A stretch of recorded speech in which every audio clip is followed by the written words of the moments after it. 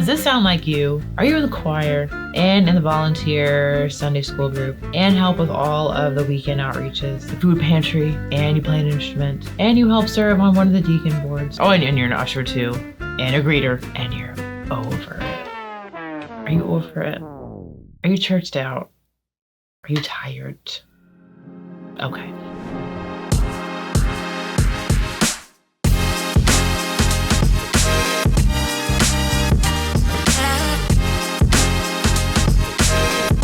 Welcome to the Pastor's Lounge. I'm Sheri, your unapologetically Christian therapist. Here we talk about all things mental health and wellness from a biblical perspective. This is a real thing. Especially for PKs. I married one, love him, he's great. But when I met him, he was very churched out. We are the ones who grew up on the pew. Our parents were in all the things, and then we got involved in all the things. And somewhere along the way, it's not my story particularly, I will be honest. I'm grateful that it's not the specifics of my experience, but I hear this all the time where church is so all-consuming that it's no longer amazing. The glory is gone. I've watched people get disillusioned by how much into the inner workings of church and what's going on with the pastors and the clergy, and like way deep in there, that they get jaded and they're over it, or they're just tired.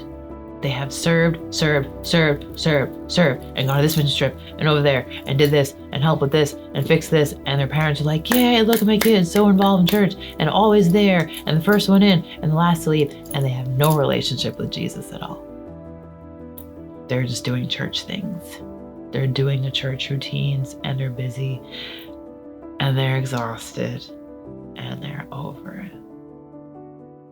We have to talk about that. We have to, because it's a bit of an epidemic, and it's stealing all of God's cool folks out of the church because they're just tired. They hit 21 or 30 or whatever it is, and they're like, been there, done that, instead of realizing that there's no such thing as been there, done that, because this is about an ongoing lifelong walk with Jesus, and you don't get to like graduate from him, right? You don't age out. It's not like, oh yeah, me and Jesus, we go way back. I hear that a lot. That makes me laugh. Literally, clearly I just did. We go way back. You know, I went to church as a kid, or they list the things. I did this, and I'm like, did you know Jesus though? Right? Can we talk about that? Well, how are you and Jesus doing? And then it goes quiet. It's heartbreaking, and I empathize with this so much because, yeah, we want to serve, we want to be involved, and there's nothing wrong with that. I am not anti-church involvement. Let me be very careful here, because the pastor's like, shush, Sheri, you gonna make people, drop out of all the things, and we're not gonna have volunteers anymore. That's not what I mean. I think there needs to be balance, though.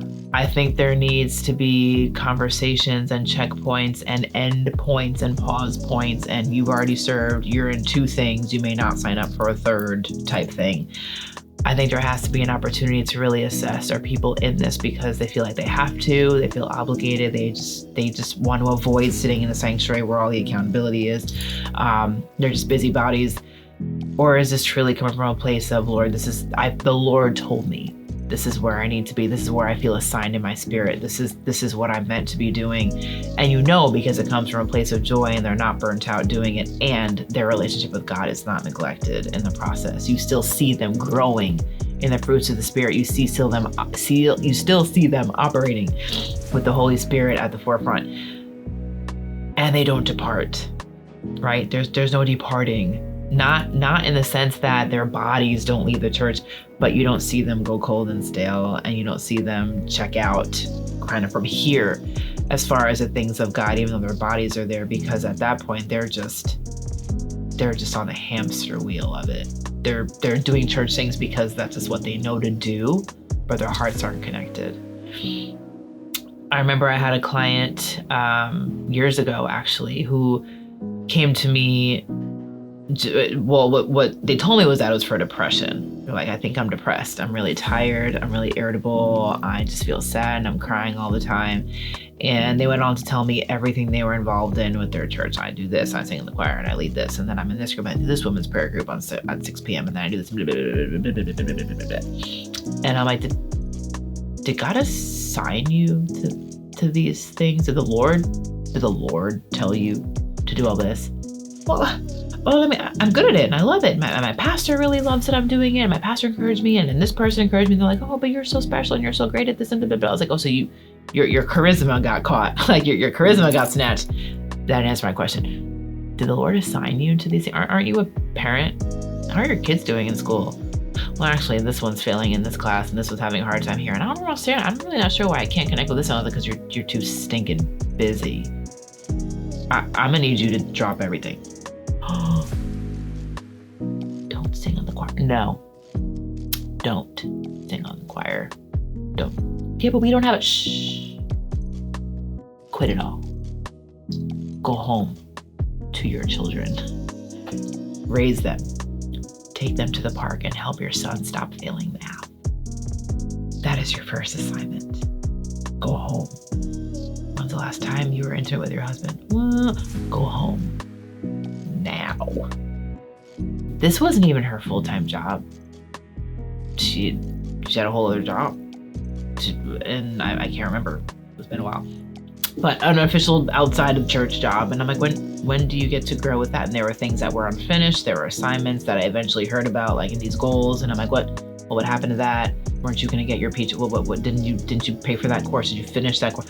Yeah, I was, but then I got called to do this like March thing, and then I had to do this like special event, and then I was in the prayer group, and then I had to. So long story short, we did a whole lot of work, a whole lot of recalibrating, a whole lot of separating what was a compulsion out of guilt and obligation, and what felt like she'd be letting the pastor down, letting the church down, letting God down. My God, if God didn't send you to do this, and you see so many other areas of your life failing right now because you're too busy serving him over here, I don't think that's adding up right. She did eventually quit a good amount of things. Got things back in order, and ended up wrapped up with me not too long after that, because surprise, surprise, the depression was gone. The aimlessness and feeling so cloudy, and like, yeah, it was because you're doing too stinking much. That was the problem. She was busy, so busy serving, so busy doing. She was being Martha-like, and forgot to sit at the feet of Jesus like Mary and listen and learn and take in and get that balance. So there's room for all of us. There's room for the people that truly their love language is acts of service, and that goes for Jesus too, and they're out there and they're doing all the things. But are you coming away enough? Are you getting refueled enough? And did you ask God first? And I know I've heard it said to me, even like, Sheri, if you have the gift and you don't use it, then that's wrong. I hear that. But there has to be balance. It should not be to the point where you are so busy serving God and doing God things that you don't have a sense of who you are anymore.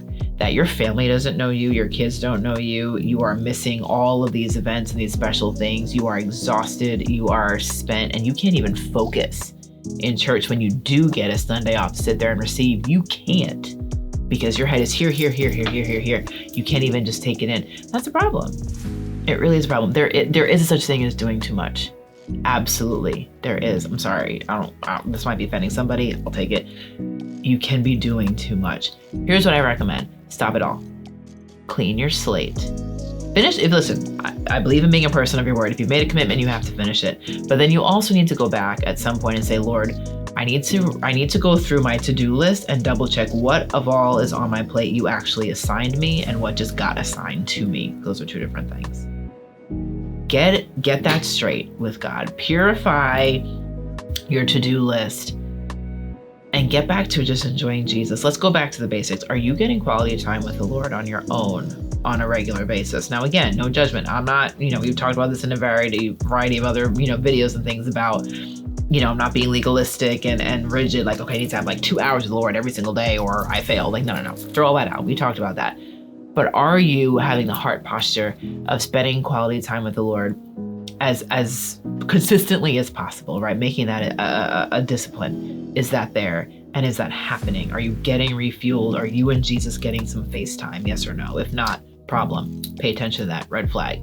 Are you involved in things that he's assigned you? How do you know if he's assigned it to you? Well, first, it should match your actual skill set and your abilities. It should be something that you feel excited about doing, and you feel that you are fulfilled in the doing of it. Like this is my thing right here. Serving with people, counseling, exhorting, doing this. Apparently, I wouldn't have said this a few years ago, but things like this, yes, come naturally to me. I serve in this way by loving on people and encouraging them. Great, wonderful. Make sure it aligns with you. And yes, it should make sense. It should make sense with the time that you have available, and it should not come at the expense of your well-being. If you are serving so much that you get sick, and you are ignoring warning signs from your body, you're ignoring warning signs from your family that are saying, hey, we miss you, we don't see you, you missed my 13th baseball game, Dad. Problem. Stop. There should be a good balance of you seeing your loved ones, getting refueled yourself, being able to make it to your doctor's appointments, and not ignoring your body saying, we're tired, we're really tired. Listen. Get off the hamster wheel. Go for a walk with Jesus. Leave the volunteering to somebody else who's more refreshed and ready. Sometimes we need to know when to stop and pass the baton. And this is your 67th year in the food pantry. Please go find some 17-year-old that needs to step in and grow. Hand the baton, sit down. That's enough. Know when enough is enough. And it's okay to hand it to somebody else. It's okay to call for reinforcements. It's okay to take a vacation. You have to recharge. We do have a human body. It will let us know when it's had enough, but we need to know how to listen. And if you can't focus in church, you don't know the last time you sat in a full-on Sunday service and received, that's a problem. That's a problem. So I think this is really a call to those who are in two camps. One, who are being forced to serve in every single possible capacity without end, and you are at the verge of burnout and being over Jesus and all his people. There's that. And then there are those who would feel it genuinely in their hearts, like, no, but I love this. I'm not mad. I'm not bitter. I'm not feeling obligated. But you're a little too overeager, all zeal without wisdom. Those folks, if you're on that camp, still, you both need to come to the same kind of reset. Let's get back to the basics. Simplify, purify your palate a little bit, and let's get it back to ensuring that what you're doing, God told you to do. You're not doing too much or too little, because I believe if you have gifts, it should be contributing, but with balance. That areas, all the other areas of your well-being, the other areas of your life and what God has called you to are also getting the attention that they need. So if you're a parent, you're parenting. If you are a spouse, your spouse should be getting that attention. If you have an outside of church job, that should still be getting excellent efforts from you, right? All these things should be flowing. And yes, taking care of your body. Make sure you're eating, you're sleeping, you're resting. There's downtime, there's vacation, there's off time, there's untouchable time. All of that needs to be in place. If you don't know how to do that, you already know. Talk to a good therapist, get a life coach, call me up, right? We can set up an appointment just to figure out how to teach you work-life balance. But don't let your relationship with God go stale or go neglected because you're so busy serving God that you don't even have time for God himself. That's a major issue if that's where you are. So maybe we just wash our hands of all the church things and we do some volunteering outside of the church. Maybe you take a Sunday off and you go to the beach and you sit with your Bible and you just spend some time with the Lord by yourself. Just one Sunday, not a lot of Sundays, not every Sunday, don't do that. But maybe once, change up the routine. Or I need to meet with you by myself in a completely different space. Do not forsake the assembling of yourselves. That means, I'm not saying give up church altogether. Don't you hear me wrong. Don't you misquote me. Take a minute. Change up the routine. One of the biggest relationship killers is stagnancy and predictability, right? Don't do the same thing over and over and over again. I think the other person is having such a great time that they can just script every single thing that's going to happen. God can get a little bored of us too. Don't do the same exact thing over and over and over and be like, oh, isn't this so fun and exciting? No, it's not. No, you haven't done anything different in a really long time. Change it up. Change it up. Change up what you're doing. And even that change for you in particular is do nothing. I said it. Do nothing. Stop for a minute. Let some other people rise up and answer the call. Give room for those who have been waiting for a space where they can serve, but they haven't seen where an opportunity for them is because you keep showing up to everything. Sit down. Give someone else a turn. You get refueled. Spend some time with God. Sit at the feet of Jesus quietly. Read a book. Get a new devotional. Play an instrument. Sing a song. Take a walk. Paint a picture. Change up what you're doing to connect with Jesus. Stop being so busy running around, kicking up all this dust, involved in every single thing, and your soul is thirsty. Take some time, pay attention if some warning signs are starting to show themselves. Listen to your body, listen to your family, listen to those who might be saying, hey, maybe, really, you gotta sign up for that too? Pay attention to that stuff. Because it could be the voice of God coming to you from different places saying, that's enough now. Come sit with me. You're doing enough. You've done enough. Now be refueled. Now be refreshed. If this is for you, you'll know it because you'll feel it. And if that is the case, let's get alone with God. Talk to him about how exhausted you are being on the Ferris wheel of doing all the things for all the folks.